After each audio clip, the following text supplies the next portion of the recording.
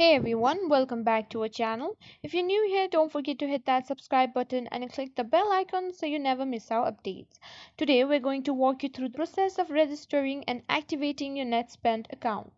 Let's get started. First things first, open your web browser and go to netspend.com.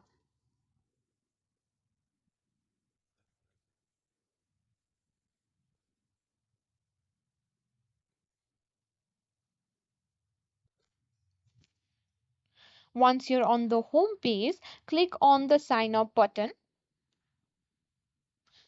Then this will take you to the registration page. You'll need a few things handy before you start the registration process. Your personal information, a valid email address, and your NetSpend card if you already have one. If you don't have a card yet, don't worry. You can order one during the registration process. On the registration page, you'll need to fill out your personal information. This may include your first and last name, address, date of birth, and email address. Make sure to double check your information for accuracy. Accurate information is crucial as it helps NetSpend verify your identity and ensures you receive your card without any issues. Next, you'll need to create a username and password for your account. After that, if you don't have a NetSpend card yet, you can order one now. Select the type of card you want and click Order Card. The card will be mailed to the address you provided earlier.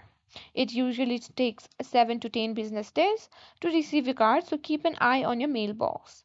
Once you receive your NetSpend card, it's time to activate it. Go back to the NetSpend website and click on Activate Card at the top right corner of the home page.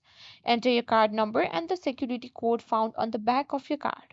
Then click Continue. You may be asked to provide some additional information to complete the activation process.